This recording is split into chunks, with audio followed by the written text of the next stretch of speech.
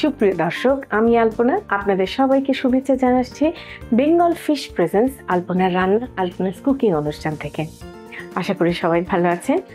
আজকে আমি বেঙ্গল ফিশের একটা বাটা মাছ, এই বাটা মাছ দিয়ে অভিনব একটা রান্না শেখাবো। বাটা মাছ বলতে কি বুঝেন?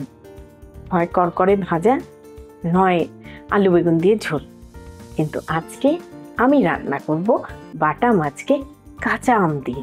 তাহলে এটা রান্না শুরু করার আগে চলুন আমরা একটু দেখে আসি এটা রান্না করতে কি কি লাগে।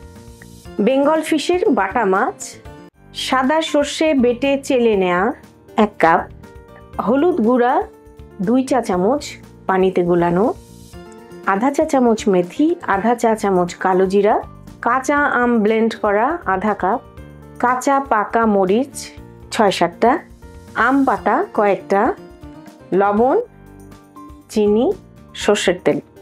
দেখলেন তো কি কি লাগে। তাহলে এখন আমরা রান্নায় চলে যাব।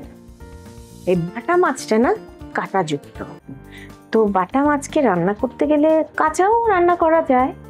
আমি একটু ভেজেই নিয়েছি। এই জন্য আমি বাটা মাছগুলোকে ভালো করে ধুয়ে নিয়ে গায়ের মধ্যে আঁচড় কেটে সামান্য হলুদ, মরিচ আর লবণ দিয়ে মাখিয়ে রেখেছি। সয়াবিন তেলে মাছগুলোকে ভাজবো। তেল ভালো করে গরম হতে হবে। এই বিশেষ রান্নাটির জন্য আমি নিয়েছি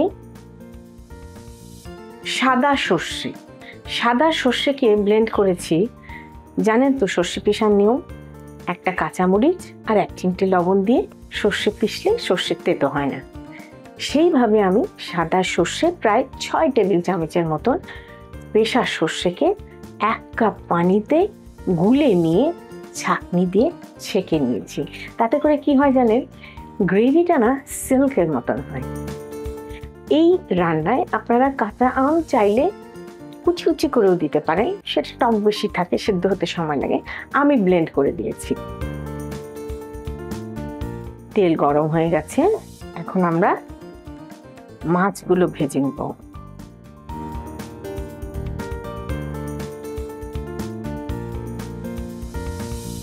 এই বাটা মাছ ভাজা হতে হতে আমরা মশলাটাকে কষিয়ে নিই।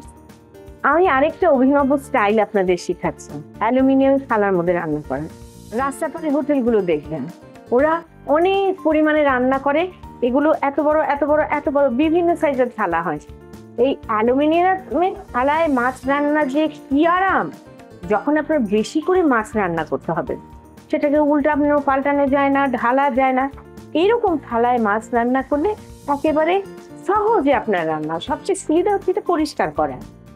ধুয়ে থালাটাও খুব একটা কঠিন না পাতিলের তুলনায়। তো আমি থালার মধ্যে আজকে মাছ রান্না করব।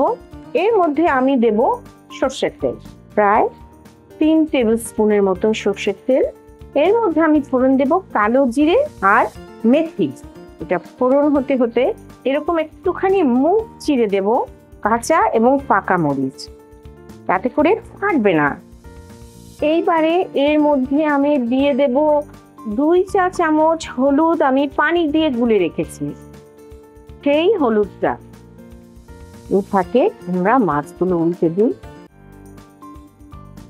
মাছ ভাজা এরকম 2 চামচের সহযোগে উল্টালে খুব সুবিধে, না হলে ফিরে যাওয়ার সম্ভাবনা। আমাদের হলুদ কষিয়ে এসছে। এখন আমরা এর মধ্যে দেব কাঁচা আম, ব্লেন্ড করা কাঁচা আম। তাতে দেব পর্যাপ্ত পরিমাণ লবণ, কারণ আমে কিন্তু যথেষ্ট টক থাকে। এবার এতে দেব চিনি, প্রায় 2 চামচের মতন চিনি দিয়ে নিলাম।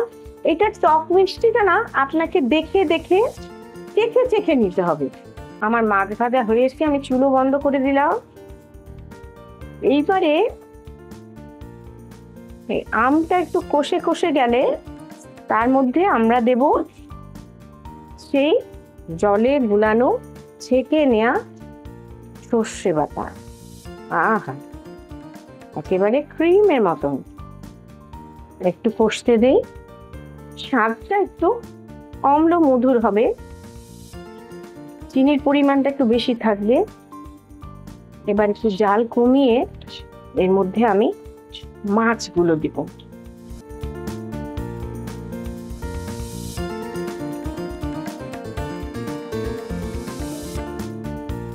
মাছগুলো দিয়ে আমি এখন এর মধ্যে মাছগুলো যেন ভালো করে সিদ্ধ হয়, মানে মজে যায় ঝোলটার মধ্যে, সেই জন্য আমি একটু পানি দিব। এর মধ্যে পর্যাপ্ত পরিমাণ পানি দিব।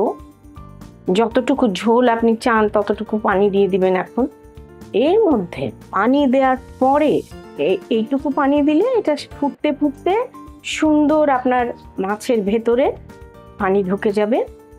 এখন যেই অভিনবত্ব, আলপনার স্পেশালিটি, সেটা হচ্ছে আম পাতা। কাঁচা আম বাটা দিয়ে রান্না করতে গেলে না কাঁচা আমের গন্ধটা ফিকে হয়ে যায় কষানোর পর, কিন্তু সেই আম গন্ধটা আমি কি করে রাখবো? সেই জন্য আমার একেবারে নতুন আবিষ্কার আম পাতা দিয়ে। বিশ্বাস করুন, কোনো তেতো হয় না, কিচ্ছু হয় না। একটু ঢেকে সিমার করবেন, এই 10 মিনিট এবারে আমের গন্ধে, কাঁচা আমের গন্ধে ভরপুর হয়ে যাবে। তাহলে প্রিয় দর্শক, আমরা ফিরে আসছি 10 মিনিট পর। থালার মধ্যে রান্না করতে গেলে এরকম ঝাঁকিয়ে ঝাঁকিয়ে রান্না করতে হবে। যখন ঝোলটা একটু মাখা মাখা হয়ে আসবে, অর্থাৎ ঝোল থাকবে কিন্তু একটু মাখা মাখা ঝোল থাকবে, তখন আমরা এটা বন্ধ করে দিব। এখন আমরা এটার একটু জালটা কমিয়ে দিয়ে একটু ফাঁক করে রাখি, তাহলে তেলটা উপরে উঠে আসবে। প্রিয় দর্শক, আপনারা দেখতে পাচ্ছেন মাখা মাখা ঝোল। এখন আমি চুলোটা বন্ধ করে দিব। আপনারা ভাবছেন এটা কি একটা ফিকে একটা তরকারি হলো, কেমন লাগছে দেখতে, তাই না? কিন্তু এটা এরকম থাকবে না। এর আমি সম্পূর্ণ ভুল পাল্টে দিব এবং স্বাদেও ভুল পাল্টে যাবে, দেখতে পাবেন।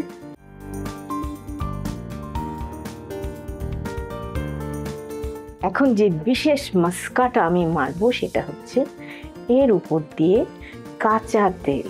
উফ, এইটা ভাতের পাতে পড়লে আর এই অম্ল মধুর স্বাদের মাছ, উফ, ভাবাই যায় না। প্রিয় দর্শক, তাহলে দেখলেন তো বেঙ্গল ফিশের বাটা মাছের কিরকম ভুল পাল্টে দিলাম। সবাই কিন্তু এটা আপনারা রান্না করে দেখবেন এবং বেঙ্গল ফিশের উপরে আপনাদের আস্থা আসবেই, আমি নিশ্চিত।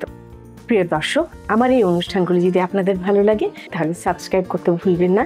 সেই সাথে বেল আইকনটিতে চাপ দিলে পেয়ে যাবেন লেটেস্ট অনুষ্ঠানগুলো, আর সেই সাথে লাইক ও কমেন্ট করতে ভুলবেন না। অনেক ভালো থাকবেন সবাই। আজকের মতো বিদায়।